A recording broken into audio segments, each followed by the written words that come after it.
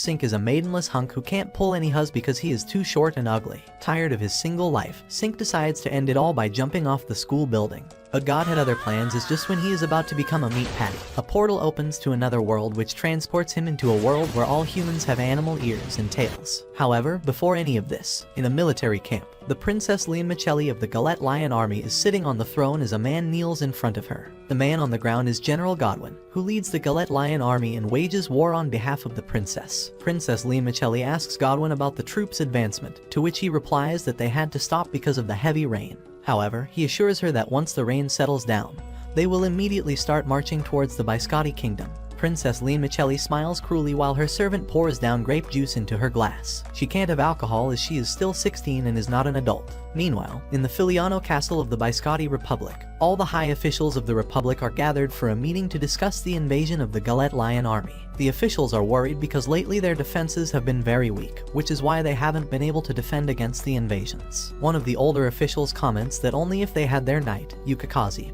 and knight Brioche in the battles, they wouldn't be losing so miserably. One of the younger officials, Lauren, replies to the elderly and explains that they have their duties and can't divert their attention towards this battle. The elderly official is worried that if this continues, then the kingdom might end up getting destroyed by the soldiers of the Galette Lion Army, so he suggests just giving up Filiano Castle and retreating. This offends one of the female knights named Eclair, who angrily comments that she won't let such a thing happen and that they must win this battle no matter what. Her bad table manners make one of the female officials named Ricotta angry, who reminds her that she is in the presence of the princess. Eclair apologizes and backs away as she lets Princess Milhier decide things for herself. After noticing that everyone is calmed down, Princess Milhier finally speaks her mind as she first assures everyone that they will not lose the upcoming battle. For that, she is going to play her trump card, which is to summon a great hero from another world. Meanwhile, in the city of Kinakawa, Japan, a young girl named Rebecca is outside the house of her friend Sink, waiting for him to wake up and get ready for school. Sink finally wakes up after hearing her calls and starts getting dressed in his school uniform.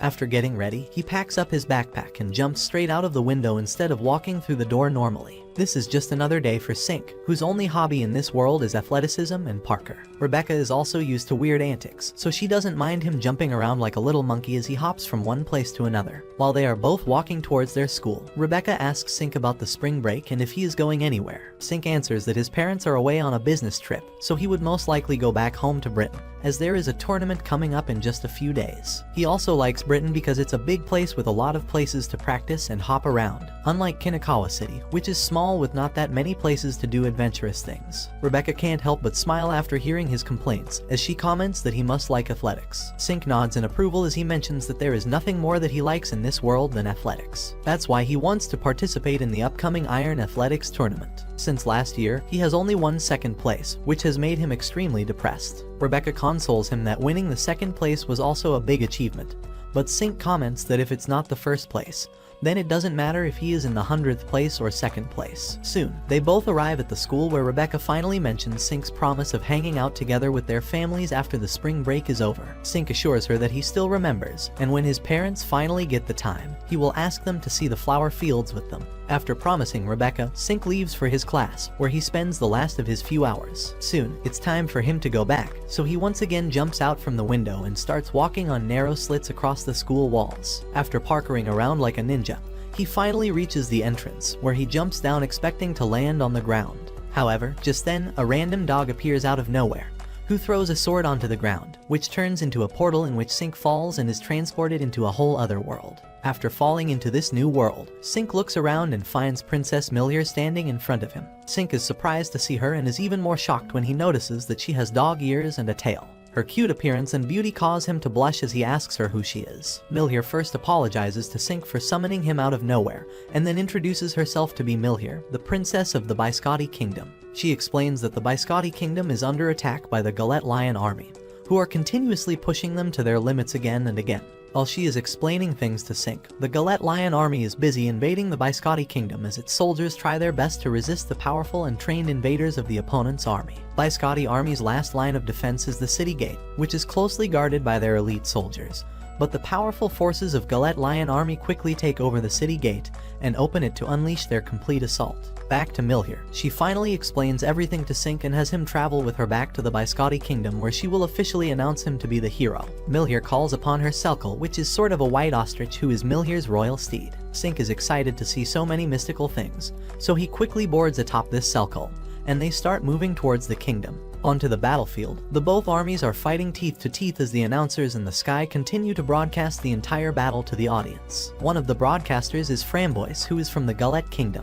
Beside him sitting is Bernard, who is also one of the generals of Galette army. The last one is Princess Lynn Isekai'd, Vile. After introducing the guests to the public, Framboise continues with his broadcasting as he announces that the Lion Army has already taken the Paporo Fortress and is now moving towards the Filiano Lake Field, which is also known as the Invisible Wall of the Isekai'd Kingdom. This difficult region is extremely hard to traverse as the water not only stops the Lion Army from moving forward on their feet, but they are also continually attacked by the cannons from the Isekai'd Kingdom, which doesn't allow the troops to have much room for error. Both sides suffer huge casualties, but each side is quick to rescue its soldiers, so they can rejoin the fight later on and fight again. While this region is locked into a tough battle, the other regions are also engaged in a fierce fight. On the Lion Army's side, their General Godwin leads the troop into the battle, who mercilessly slaughtering his way through the horde of enemies, who aren't able to defend against even one of his attacks. From Isekai'd's side, the female knight Eclair is slaying groups upon groups of enemies who continue to charge at her without any rest. Eclair is even forced to use her special skills, which only serve to tire her even further. Seeing this, she can only pass down the fight to one of her fellow knights, Lauren, who grabs his lance and unleashes a powerful strike which destroys most of the upcoming soldiers. One of the soldiers uses the fluff body of his comrade to jump up and get ahead of Lauren, but he still gets knocked down before he can reach the end.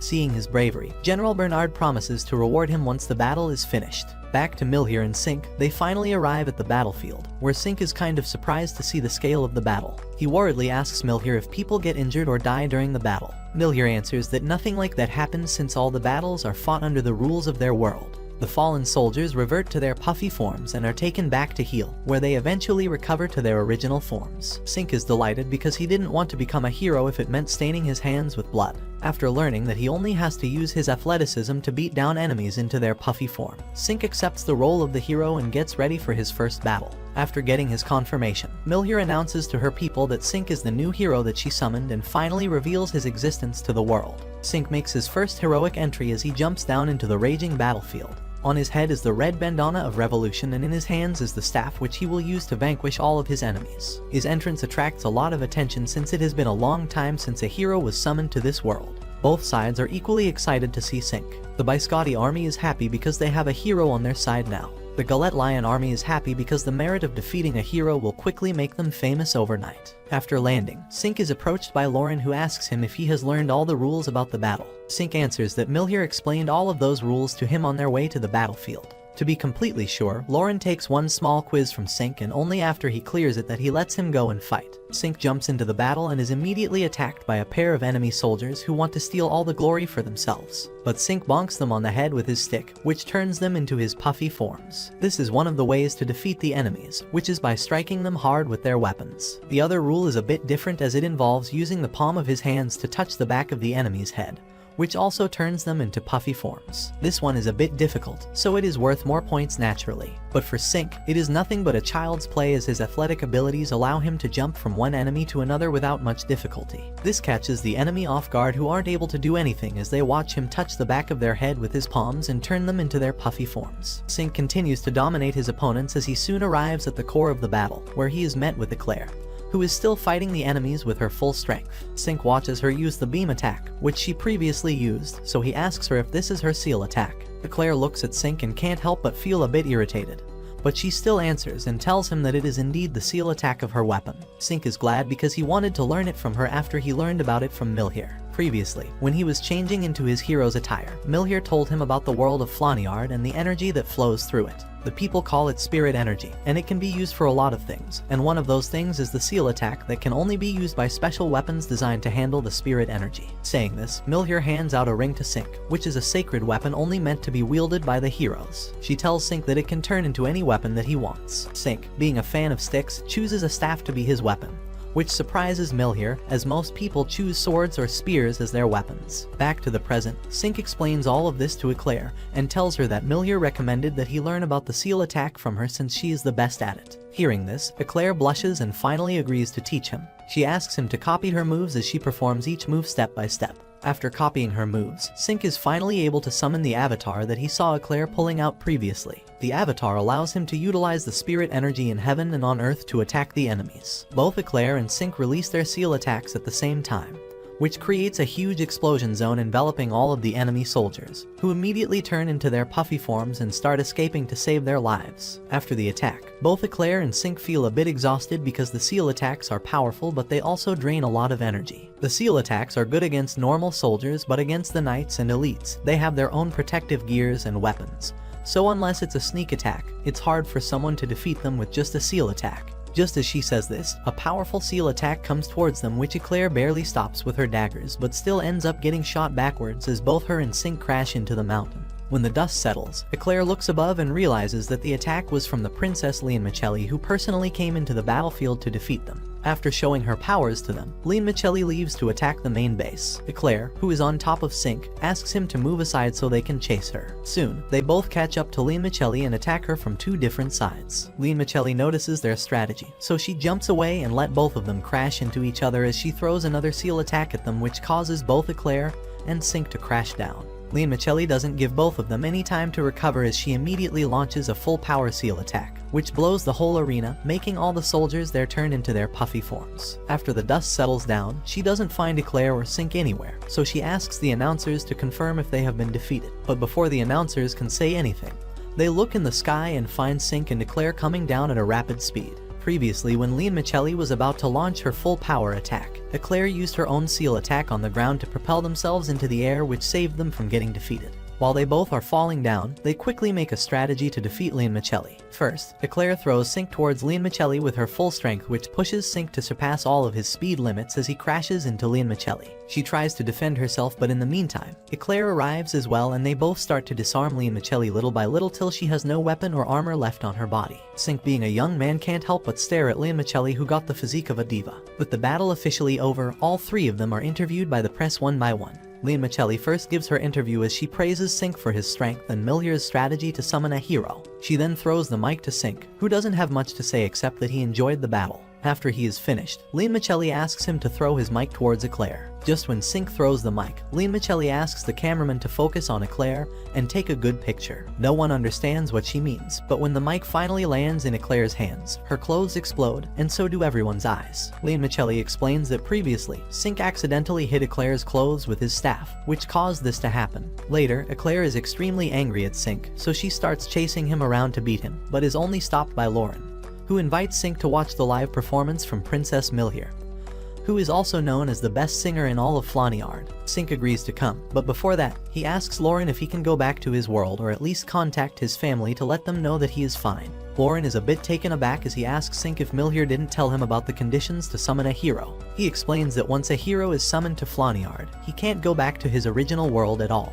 Sink is shocked to learn this, but he isn't the only one, as Milhier also learns about these conditions from Ricotta. This causes her to sweat profusely as she asks Ricotta if there is any other way, but Ricotta gives her a negative answer, as there is no record of such a thing happening in the past. While everyone is excited to watch the princess on the big stage, the hero who brought them the victory is nowhere to be found. The press wants to interview the hero to ask him about his personal life, but they can't find him anywhere. Seeing the huge crowd of reporters causes Lauren to appear in person as he tells them to come back later, and makes an excuse that the hero is busy with personal stuff. While Lauren is trying to convince all the reporters, Eclair watches over Sink, who is depressed because he can't go back to his world. However, the culprit behind his depression is getting ready for her concert, as in her management's eyes, her concert for the public is much more important than dealing with such issues. Milhier still feels bad for Sink, so she asks her to keep an eye on anything related to hero summoning and returning.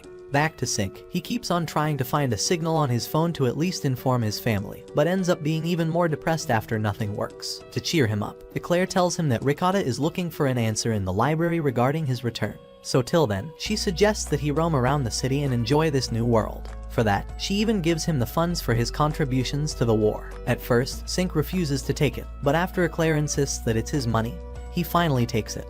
and they start to go through various stalls to try out different things. During this, Sink learns more about the Flawnyard and how the battle that happened yesterday is something that's completely organized by the kingdoms themselves. She also tells him that what happened today was a rare event, as mostly the battles are very small. These battles can be between kingdoms and even between small villages that use this to settle grudges between them. But organizing such battles comes with a cost, so both sides pay money to the government, and the winner takes 60% of it while the government takes 40%. After strolling around for some time, they go to visit Ricotta, who apologizes to Sink for not being able to find any solution yet. She asks Sink if he has a deadline, so he calculates in his mind and tells her that there are still 19 days left at the end of spring break, and minus the 3 days that he promised to Rebecca, he only has 16 days left. This is enough for Ricotta, who promises him that by that time, she will be able to find the solution. Sink feels a bit better after hearing her confidence, but he still wants to find a way to contact his family and friends, even if he can't go back home right now.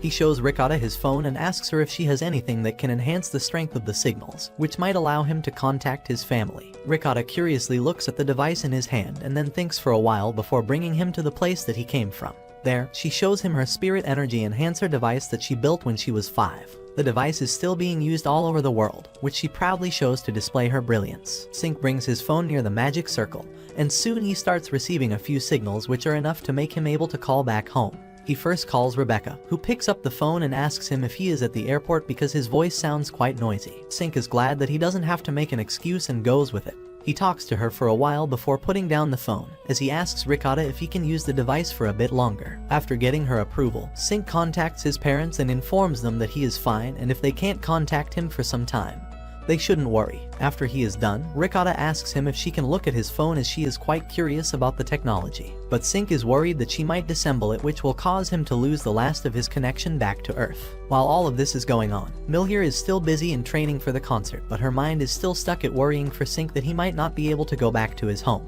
In the Galette Lion Army's camp, Lianmichelli is resting when her aide Vile asks her if they need to do anything to disrupt Milhier's concert. But Lianmichelli tells her to leave them alone, as it would extremely cowardly of her to attack Milhier after being defeated fairly today. But even though she doesn't want to do anything, back to Sink, he returns to the castle where Eclair asks him to take a bath and get ready for the concert since he will be sitting amongst the top-ranking officials. Saying this, Eclair leaves him all alone, so he has to go around and find the bath all by himself. Fortunately, he is able to find it easily and is quite surprised to see how big and open it is. He enters the main bathing area and is appreciating the sky when suddenly, his gaze falls onto Milhier, who is also having a bath in the same bathhouse. After Milhier leaves, Sink gets into the water in hopes that nothing else happens. But just when he thinks that everything is over, he hears a scream which causes him to immediately run outside, where he finds 3 people in black outfits who call themselves Genoise. They tell Sink that Gaul has ordered them to abduct Milhier and bring her back to him. They also tell him that Gaul has set up a one-on-one battle with him, and if he wins, he can take back Milhier with him, and if he loses, there will be consequences for Milhier. Sink accepts the challenge as he is the hero who was summoned by Milhier, so it's his duty to protect her. His acceptance of the challenge causes ruckus across both kingdoms, especially by Scotty, since they now have to prepare for another war. Sink, however, doesn't know this, so he starts running towards the enemy's base. But on his way there, he bumps into Eclair, who kicks him in the head and reminds him how stupid a move that he did. Laren is also busy calming down the officials, who are surprised to hear the declaration of the war and the abduction of the princess. All of the officials are worried because only 1.5 hours remain in the concert, so if the princess doesn't come back, they won't be able to please the masses. Laren also understands their concerns, so he assures them that they will rescue Milhier and bring her back for the concert. Back to Sink, he apologizes to Eclair for his rashness, but since he has already done it, Eclair has to accept the result and heads alongside him to rescue Milhier. Ricotta also accompanies them for battle, as she would provide them with the much-needed support. Meanwhile, at the enemy's base, Prince Gaul is sitting on the throne as he looks down on General Godwin kneeling before him. He can understand that General Godwin wants to ask for his reasoning to abduct Milhier, but he assures that everything will be fine and that he has plans for her. After assuring Godwin, Gaul asks his servants to go and take care of Milhier and make sure that she doesn't feel uncomfortable. The servants accept his orders and arrive at Milhier's room, where she is being held captive. They bring the lioness Verona to meet her, which delights Milhier as she missed playing with Verona when she used to hang out with Lianmichelli when they were children. A long time has passed by then, and now even Verona has her children. While playing with them, she can't help but reminisce about her memories and wonder why Lianmichelli doesn't hang out with her anymore. Back to Sink, he and his companions finally arrive at the base, where they are faced with hundreds of soldiers. Ricotta stays back to support them while he and Eclair jump straight into the battle. The enemy commander calls them stupid to jump into the battle all by themselves and orders the soldiers to shoot arrows.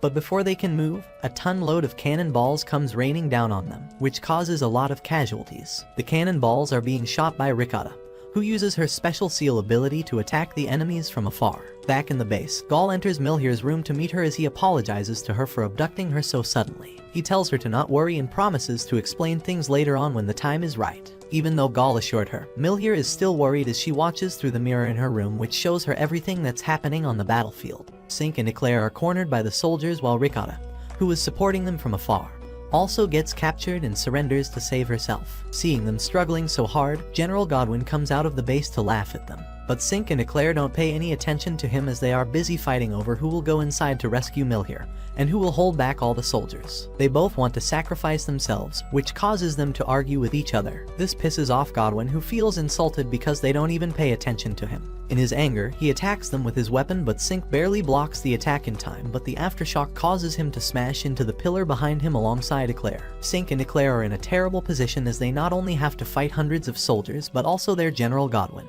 But fortunately, the help arrives soon as Brioche, who is one of the freelance knights of the Biscotti kingdom, enters the battlefield and silences Godwin in a single blow. Seeing her immense power brings confidence in Sink, who can now go back into the base and rescue Milhir. His confidence grows even further when another freelance knight called Yukikaze enters the base alongside Ricotta, who both help Sink and Eclair in clearing the base and also preparing them for a way to get inside. Sink and Eclair thank Yukikaze and Brioche as they ride their Selkle and rush inside the base to locate Princess Milhir. Inside the base, Eclair and Sink split up as Sink heads inside the castle to fight Gaul while Eclair heads towards an alley to fight Genoise. The trio includes the top elites of Gaul's army. One of them is Noir, who is an expert at handling daggers. The other is Vert, whose bow never misses a shot. The last one is Jaunt, who wields a giant axe twice her size. Sink doesn't get angry, but instead he observes how Gaul fights and tries to incorporate such techniques into his own fighting style. Even though Sink is extremely athletic, his fighting capabilities are still not that great since he has never really fought any real opponents before. This battle with Gaul allows him to strengthen his weaknesses, which makes Sink's fighting style even more deadly and perfect. Gaul enjoys the fight as it's been a long time since he has fought an equal opponent in the same age group, so this battle also allows him to grow even further. Gaul's fighting style is just like his lineage, extremely brutal and fierce just like a lion.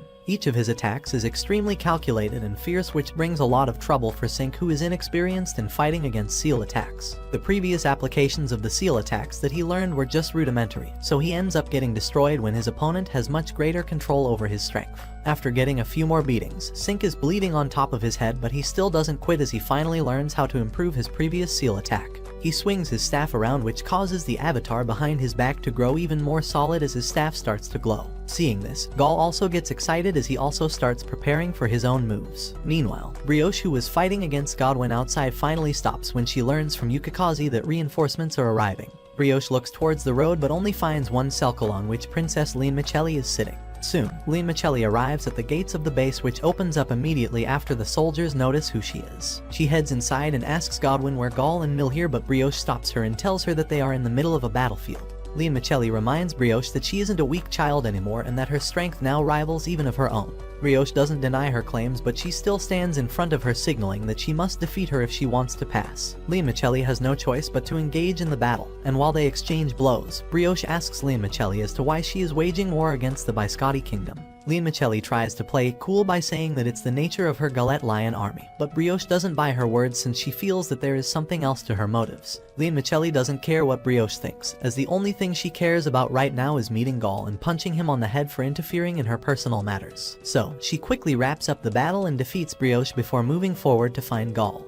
On her way towards him, she meets Eclair fighting against the trio, so she gives them a quick bonk on the head to remind them what they did was extremely stupid. Back inside the castle, Sink and Gaul are still locked in a battle when Sink mentions to Gaul that he should give up and release Milhir because there are thousands of her fans waiting for her concert. This stops Gaul in his tracks as he asks him what he means by the concert, but Sink doesn't let him say anything as he continues to push him further and further. Gaul finally realizes that he didn't get the full information from his subordinates, which pisses him off, as if he knew there was a concert he wouldn't have planned all of this. But before their fight can escalate any further, Lene Michelli enters the scene and bonks both of them on the head for acting so immaturely and causing so many inconveniences. She takes all of them to Milhir's room, who is surprised to see Lene Michelli, but when she tries to talk to her, she doesn't reply and just apologizes to her before leaving. Milhir is now freed from her cell, but she still can't reach the concert in time, as there are only 30 minutes remaining. But the time it will take them to travel to the Isekai'd kingdom will take at least 1 hour. Just then, Sink raises his hand and tells them that he has a plan which will allow Milhier to reach the castle in 30 minutes. The plan is to use the spirit energy through his weapon and use it as a propulsion to travel at high speed.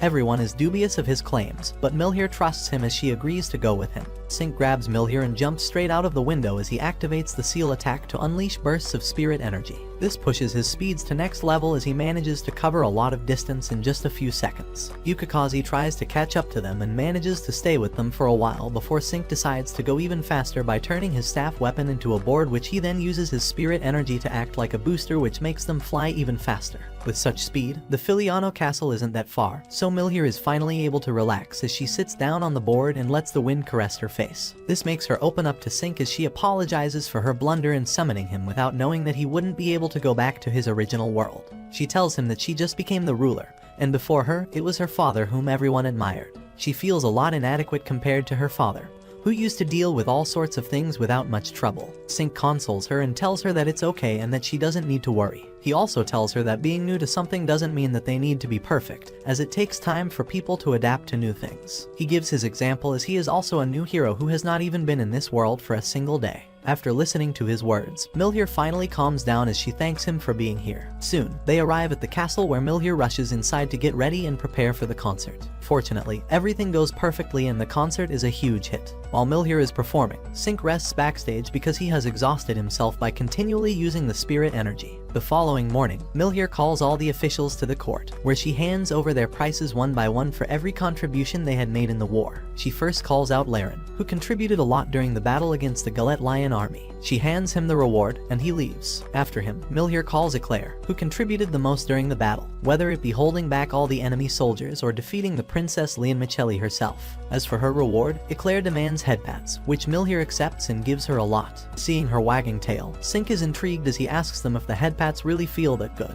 After the rewards giving ceremony is over, a few days pass by and Sink completely forgets that he even has a home back on Earth. Each day, he spends running around the castle doing errands and training with the knights, which quickly make him extremely popular amongst the masses. It's just another usual day, as Sink and Isekai'd head to the royal kitchen where the chefs hand them over a lot of food and treats which they want them to bring to the knights. Sink and Isekai'd carry the plates and take them to the knights' training grounds where Lauren is busy teaching all the knights to fight properly. Sink hands over the treats to the knights, who are extremely delighted as it's one of their favorite times of the day. Isekai'd also brings the treats to Isekai'd, who declines because she wants to do more training. This is where Sink suggests Isekai'd train with him since he also wants to exercise his muscles a little bit. Lauren agrees with his suggestion and asks Isekai'd to train with him. To him, this is also another way of teaching the younger knights, who can learn a lot by watching two strong opponents fight each other. Isekai'd accepts Sink's suggestion as she asks him to pick a weapon. Sink chooses a random sword from the training weapons and decides to go with it. Isekai'd also chooses a sword as she gets into the stance for battle. The battle between them is extremely fierce and tough, but before the winner can be declared, their swords shatter,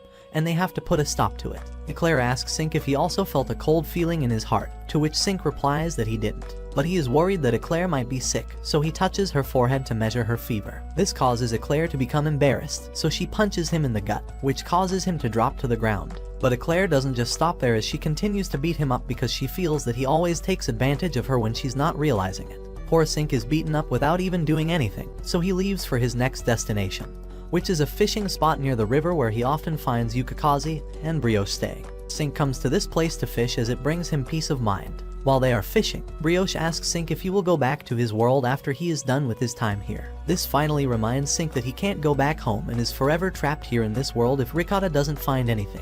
However, Brioche asks him not to get worried, as even though this region doesn't have any records of heroes returning to their original world, but in other regions there have been such records, so he should be fine. She also trusts Isekai'd and her ability to find solutions that no one else can. While Sink is hanging out with them, Milhier is busy signing documents that need her approval. She is getting bored, so to motivate her, Lauren tells her that once she is done with the work she can meet with Sink and talk about things that she wanted to. This energizes Milhier, who quickly locks in and starts finishing her work even faster. Later at night, Sink finally returns back to the castle where he is captured by the maids who take him to the bathhouse to properly clean him before he can go and visit Milhier. Soon, Sink arrives at the top of the castle, where Milhier is sitting by a table waiting for him. After seeing that he is finally here, she dismisses her servants so she can have a wholehearted chat with him.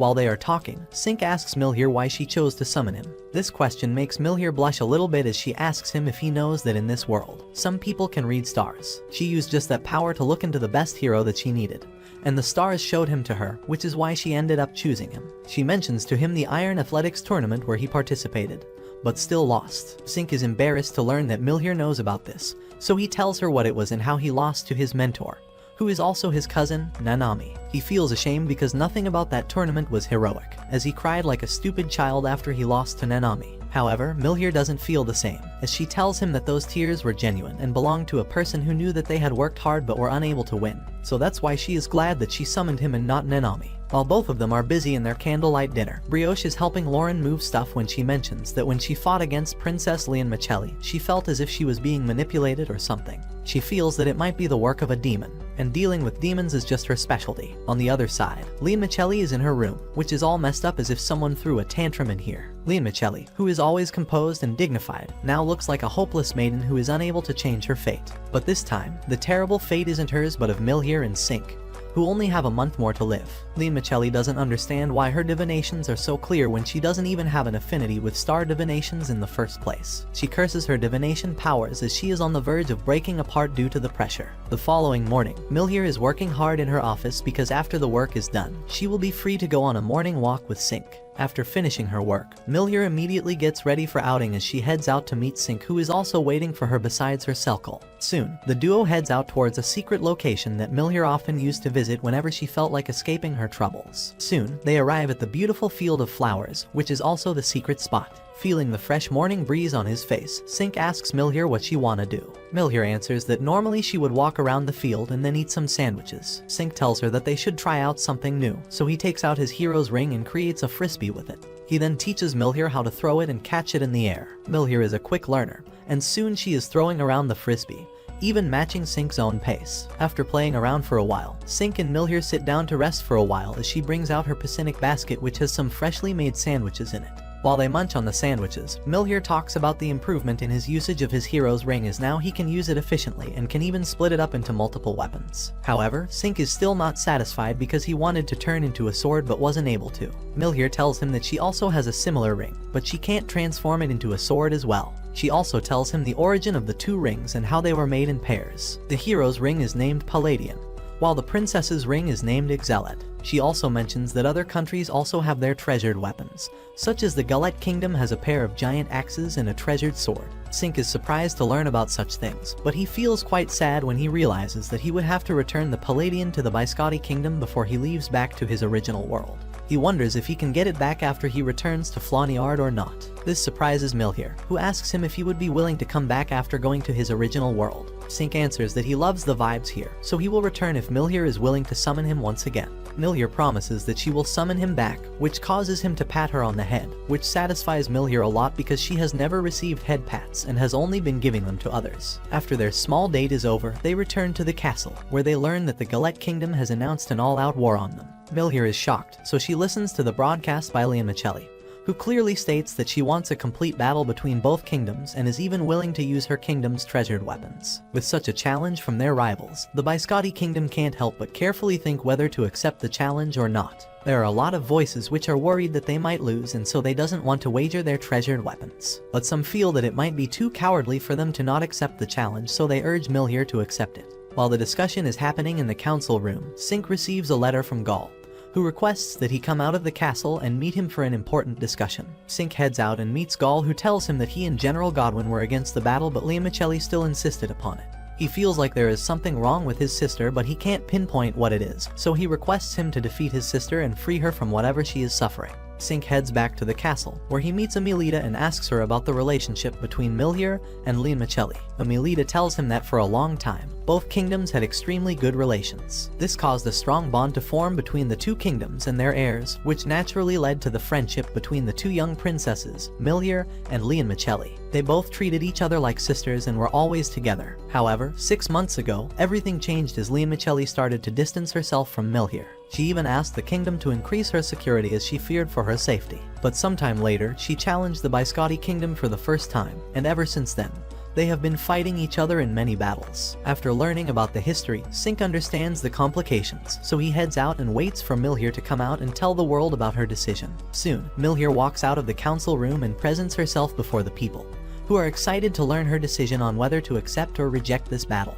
Milhier starts the speech with how they have been getting pushed back and back, but this time, they will accept the challenge and defeat Gallet Lion Army fair and square to establish the dominance that Isekai'd Kingdom isn't weak. Before the battle begins, Sink heads out to the portal and sends a text to Rebecca that he is gonna fight in a big match. Rebecca wishes him good luck, and after thanking her, Sink returns back to the castle where Milhier gathers all of her forces and delivers her special message. She encourages all of the soldiers to fight hard, as not only is the country's reputation on the line but also their sacred weapons. After the speech, she explains to them the strategy and how the different forces will advance. She wants the main forces to advance from the Chapel Lake region by going through the Valley Athletics. As for the secondary forces, they will pass through the grueling valleys to reach the main camp of the Gallet army, which is the Grana floating fortress. After explaining the strategy, she orders the troops to get into their formations and orders them to start moving ahead. The troops follow her command and start following their respective commanders and rushes towards the battlefield. On Gallet Lion Army's side, the situation isn't any different, as they also move towards the battlefield at a rapid speed as they are led by their commanders and generals. General Bernard is leading his group while Godwin is leading the troops that are more inclined towards Prince Gaul.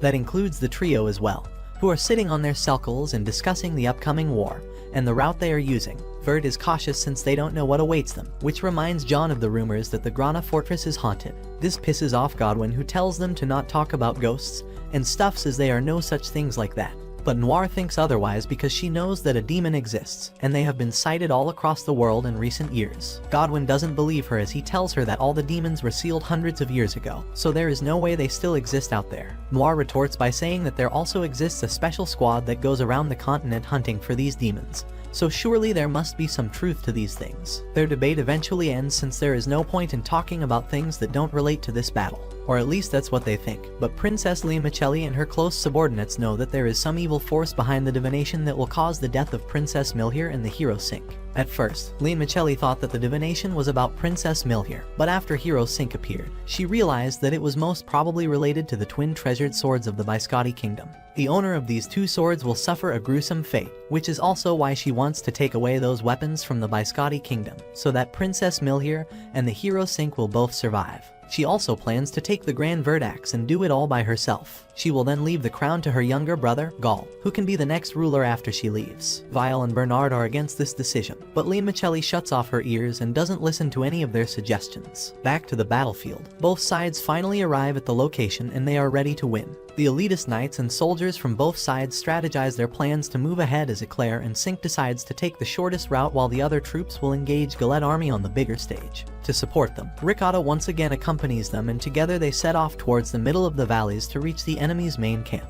But on their way to the valleys, they are intercepted by a formation of troops, so first they defeat all of them and only then move towards the next step. Yukikaze aids them in clearing the formation, which gives them an easy access to the valleys, and they arrive there without much exhaustion. Meanwhile, Milhier is sitting at the Isekai'd army's main camp, where she is ambushed by Vile, who infiltrates the camp to abduct her. However, Milhier had already predicted this, so what she left in the camp was not herself but Ricotta, which causes Vile to give up as she realizes that their plans have been foiled. Back to Sink and Eclair, they notice the fireworks in the sky, which signal to them that the main base was indeed attacked by Gallet's army. This causes Ricotta beside them to turn into Milhier, who comments that there is indeed something wrong with Limacelli, or else she wouldn't have attacked the main base since it's beneath her morals. This worries Milhier, who decides to confront Limacelli on her own and ask her why she is doing all of this. Limacelli is at the fortress waiting for Milhier to come when her maid Rouge informs her that Vile failed in her mission and was captured by the Isekai'd Kingdom. Limacelli expected this much, so she isn't worried, but Rogue still can't help but feel a bit tense as the battle hasn't been going in their favor at all. Prince Gaul, who is supposed to lead most of their elitist squads, doesn't seem to be in the mood for a serious battle.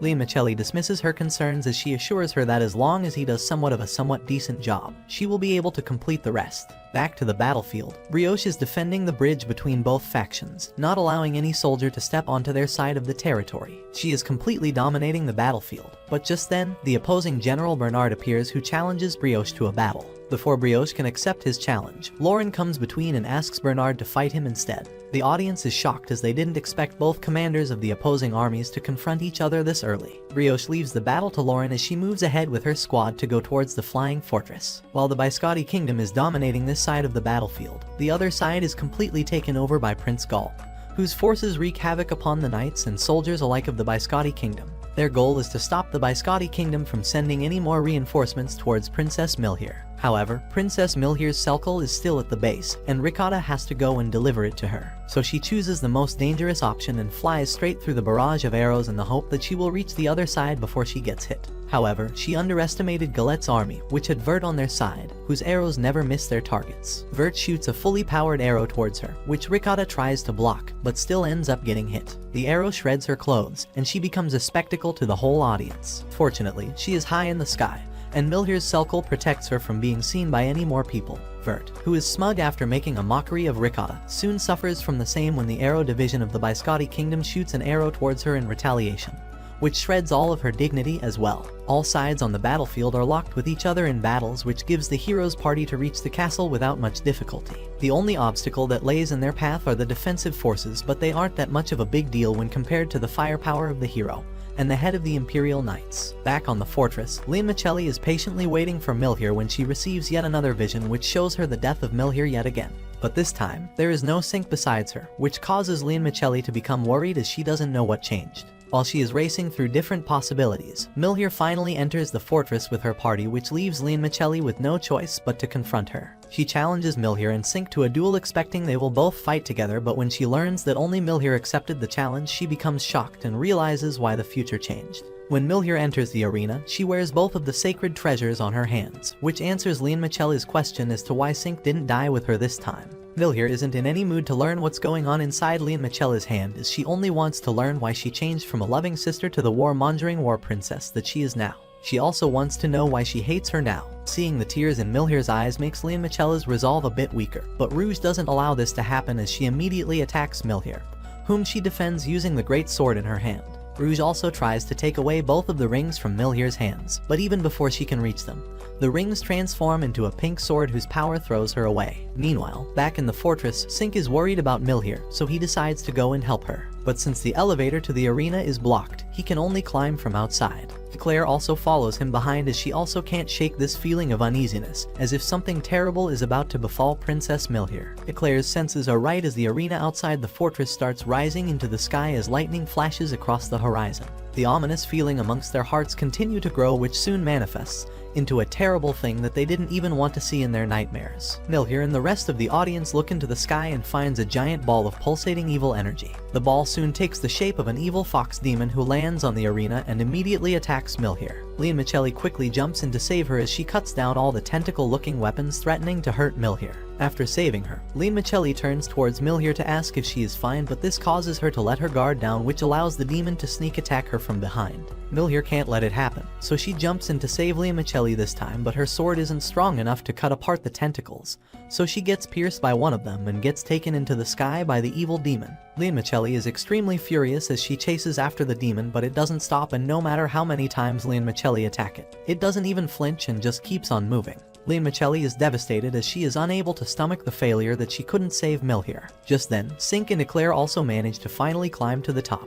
They learn about what happened from Rogue, who informs them that Milhier was taken away by the demon who is trying to absorb her. The only thing that's keeping her safe is the sacred treasure, but that's not going to last much longer. Realizing that they don't have much time left, Sync and Eclair rush towards the demon as Sync uses his spirit energy to speed up their momentum, which closes the gap between them ever so slightly. But it's still not enough, so Eclair gives all of her spirit energy to Sync, who finally arrives on top of the demon where Milhier is trapped. Meanwhile, Milhier meets the mother of the demon fox, who used to be a earth god before an evil sword struck it and it turned into a mindless demon. The demon fox even absorbed its mother and wreaked havoc across the continent before it was finally sealed by a person who also had the help of the sacred sword. The demon fox wants Milhier to use the sacred sword in her hands to slay the little fox, so that its misery will finally end and they will both be free from this world. But Milhier doesn't want to hurt the little fox, so she chooses an alternate path, which is to pull the sword from the little fox's body so that it can be freed from the fox and get to live a peaceful life. Her determination causes Isekai'd to finally turn into a sword, which frees her from the demon's cage. Outside the cage, Sink grabs Milhier,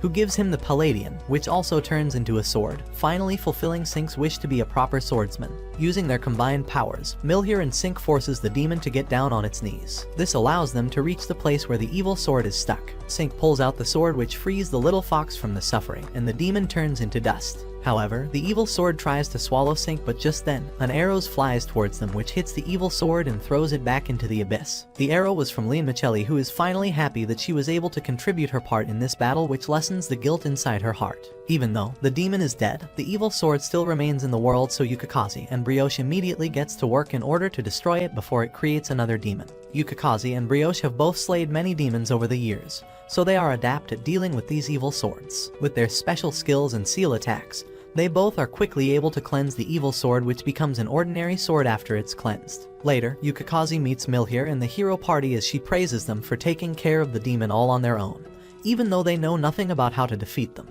Milhier feels embarrassed because most of the work was done by the treasure swords and Sink, who pulled out the sword. Isekai'd looks towards Sink and also praises him as she promises to reward him with head pats later on. While Isekai'd is there, Milhier asks her about the little fox and if she can take care of her. Isekai'd accepts the little fox in her care as her lineage of the foxes is best suited to nurse the little fox back to full health. In the meantime, Isekai'd wakes up from sleep as she remembers everything that happened. She feels conflicted, but Robe tells her to not worry as her subjects will surely understand her complications. Isekai'd can only pray as she feels extremely guilty for putting everyone in danger because of her actions. So she comes on the stage and broadcasts to the public about her mistakes. She apologizes for everything that happened and promises that she will fix everything to make sure that no one is left dissatisfied. She also apologizes to the Isekai'd kingdom for making their lives so tough for them, and for that, she promises to arrange a lot of fun events for them so that they make up for everything that they lost in previous 6 months. Later at night, everyone is preparing for the grand festival to celebrate their victory over the demon. Eclair also invites Sink to enjoy the festival with her, which surprises Ricotta and the other girls, who decide to stalk them and see whether this date takes them anywhere or not. But just when they both are opening up to each other, Prince Gall arrives and joins them in the fun, which ruins the whole date. Seeing this, Ricotta and others also join them as they all sit together and eat and drink. Meanwhile, Milhier is getting ready for another victory concert when Isekai'd comes to meet her. She apologizes to Milhier for everything that happened in the past 6 months. Milhier isn't angry because she knows that everything she did was for her good. The hardships that she suffered during these 6 months made Milhier into a much better ruler who now knows how to defend against threats and protect her people. After their brief meeting, Milhier starts her concert, which everyone enjoys from both kingdoms. Isekai'd always missed her concerts, so this time she thoroughly enjoys it as she cheers her up. While everyone is happy and engrossed in the hype, Ricotta sits all alone by herself as she reads the letter in her hands and can't help but feel extremely sad. The following morning, Sink and the rest of the Isekai'd army return home as they are welcomed with a warm welcome from everyone. After the welcoming ceremony, Sink is visited by Ricotta, who informs him that they have found a method for him to return home. However, there are a few conditions. One, that he must return in 16 days. Second, he can't bring anything from Flaniard back into his real world, including everything from his experiences to his memory. And third, that he can't return. Sink realizes why Ricotta was so sad today, so he tells her to just keep this to herself and do not let anyone know that he can't come back to their world once again. Ricotta promises as tears fall down her eyes, ashamed at her inability to make the traveling between both worlds much easier. Since there are still 3 days remaining before he officially returns to Earth, Sink spends all of his time making memories with his friends so that he won't forget them once he returns. In the morning, he heads out to the flower field to play with Milhier. In the afternoon, he spends time with Eclair training at the Knight's Ground. And in the evening, he stays at Brioche's place playing with the little fox. There he also learns that Isekai'd is a child of a fox god who was killed by the demons, so Brioche took her under her command. Sink is shocked to learn this as he didn't expect them to have such great backgrounds. Brioche also tells him about their secret techniques in hopes that Sink would learn it, so that she can retire and live peacefully. Sink spends the rest of his days training with Brioche and learns about everything that he can. However, this is all useless as in the end, Sink will forget everything that he knows. Even if he could remember, it isn't like that he can return back to this world once again. But he doesn't tell this to anyone and peacefully lets the 3 days pass as it's officially time for him to return to the Earth. As a hero, Sink has to give an official speech to the public, which he delivers at the court. and after he is done, he is free to go and complete his wishes before finally leaving this world. Sink has already done most of that, so he heads out to meet Ricotta, who has spent the previous 3 nights without any sleep as she kept on trying to find a way to change the conditions and make Sink not forget anything at all. She also tries to search for a way to discover if any hero returned once again, but she doesn't find anything, as there are no public records available. Ricotta tries her best to control her tears, but when she sees Sink, she loses control of her emotions and starts to cry even harder. Sink consoles her and tells her that he won't ever forget them and he will always remember the time that he spent with them. After meeting with Ricotta, he meets with Eclair, who takes him to the place where he first came from. While they are on their way to the summoning altar, Eclair tells Sink that she knows that he won't be able to come back. Sink isn't surprised because everyone could see through Ricotta's lies, so he comes clean and tells her that he will also forget everything. This causes Eclair to warn him that if he dares to forget about her or the princess, she will personally come to the earth and beat him up. Soon they arrive at the summoning altar where Milia prepares the portal for him. While the portal is opening, she confesses her feelings to Sink that she loves and makes him promise that he will come back. Sink also confesses that he also loves her and promises that he will return during the summer break. But promises are fickle, as once Sink is back in the real world, he forgets everything that happened during the spring break. But he knows that what he forgot means a lot to him, so he keeps on trying to remember it. However, months pass by but he isn't able to remember anything at all. Meanwhile, back in the Flawnyard, Ricotta discovers a letter in a book about summoning heroes. The letter explains that the hero can be brought back to Flawnyard if certain conditions are met. First, he must return within half a year, and second, he must have left 3 items that he brought back from his world. The third condition is extremely tough, as it states that the hero must wish to come back and should have made a promise to at least 3 people that he will come back. Ricotta announces this news to everyone, who immediately gathers the mementos that Sink gave, and using those mementos, they are able to send Tatsumaki the dog back to Earth, who brings the hero his memories and also the key to come back to Flawnyard once again.